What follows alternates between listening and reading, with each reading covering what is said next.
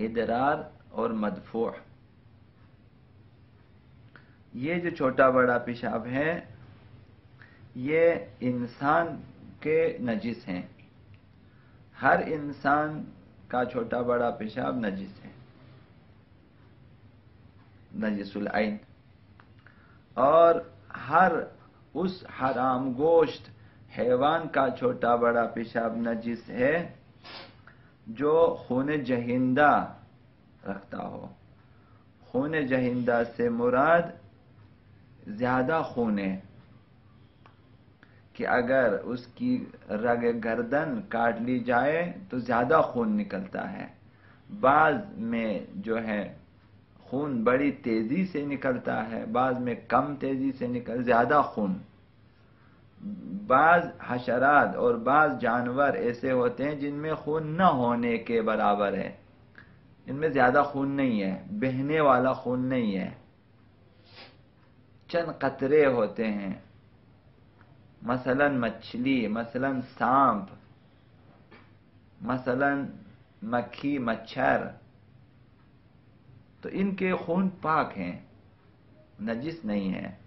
تو خون جہندہ ان اچھلنے والا خون، یہ عام طور پر صحت مند جانوروں میں آپ دیکھیں گے کہ رگ گردن کاٹ لیا تو خون تیزی سے اچھل کے نکلتا ہے. تو مراد زیادہ خون ہے، زیادہ خون والے جانور. حرام گوشت، زیادہ خون والے حرام گوشت جانور کا پیشاب پاخانہ نجس ہے.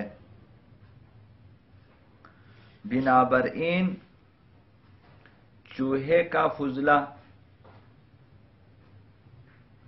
اور خرگوش کا فضلہ، وعلیکم السلام، بلی کا فضلہ اور درندہ حیوانات کا وغیرہ نجس ہیں، کیونکہ یہ چیزیں جو ہے خون جہندہ رکھتی ہیں، یہ حیوانات خون جہندہ رکھتے ہیں، نجس ہیں، اور ان کا پیشاب نجس ہے چھوٹا بڑا. اور وہ حرام گوشت حیوان کہ جو خون جہندہ نہیں رکھتا، جیسے مچھلی جو حرام گوشت مچھلی ہو مثلا، اور اسی طرح سے چھوٹے حیوانات جیسے مچھر مکھی وغیرہ کی جن کا گوشت نہیں ہوتا تو وہ پاک ہیں. لیکن بنا بر احتیاط واجب خون جہندہ نہ رکھنے والے حیوانات کے پیشاب سے اجتناب کیا جائے، بنا بر احتیاط واجب ہے، ان سے اجتناب کرنا چاہیے. اب بعض خون جہندہ نہ رکھنے والے حیوانات ہو سکتے ہیں کہ جو مثلا پیشاب کرتے ہوں، تو ان سے بچا جائے. یہ پہلا مسئلہ. تو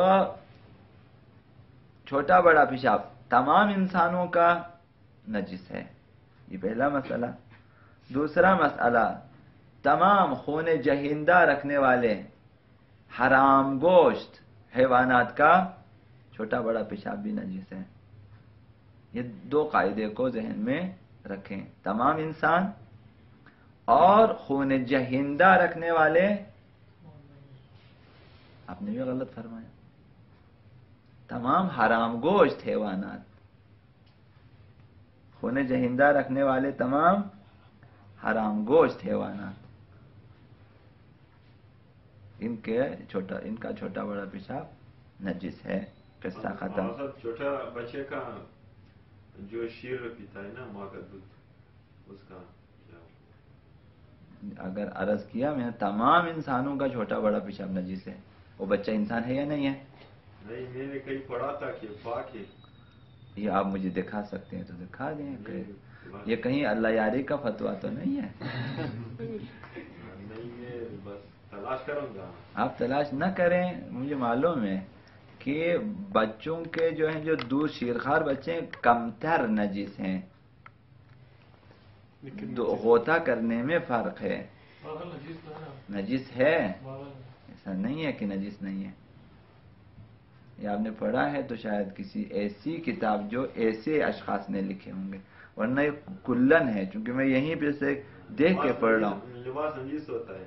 لباس نجس ہوتا ہے، وہاں کچھ اور مسائل ہیں ماؤں کے لیے جو بچوں کی تربیت کرتے ہیں، جو مائیں کپڑے نہیں بدل سکتی، دھو نہیں سکتے، ان کے لیے الگ سے مسائل ہیں. آپ اس بحث کو ادھر نہ لے جائیں، وہاں جب پہنچیں گے انشاءاللہ آپ کو پتہ چلے گا. نہیں عموماً نجس ہے.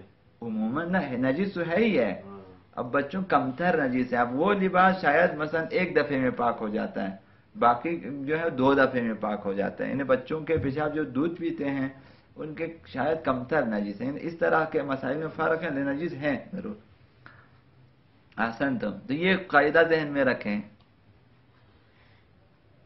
انشاءاللہ ذہن میں رکھا ہوگا. دوسرا مسئلہ، حرام گوشت پرندوں کا فضلہ اور پیشاب، جیسے کوا، جیسے عقاب اور خفاش.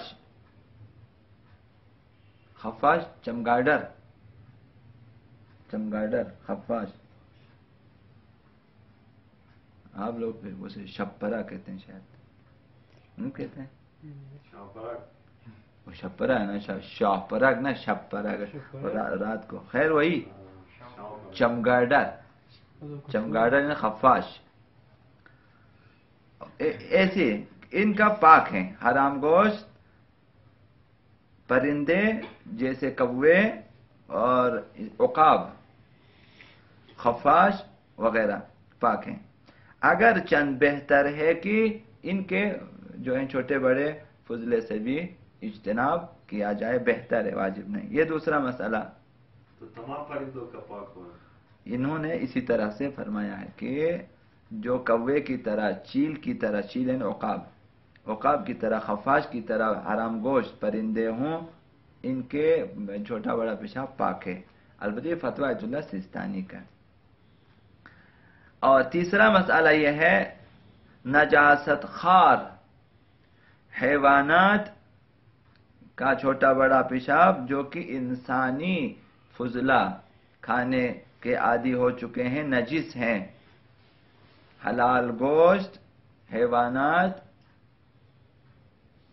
حرام گوشت کے تو خیر حرام نجس ہیں، حلال گوشت حیوانات بھی اگر انسانی مدفوع کھانے کے عادی ہو جائیں تو ان کا پیشاب پاخانہ بھی نجس ہے.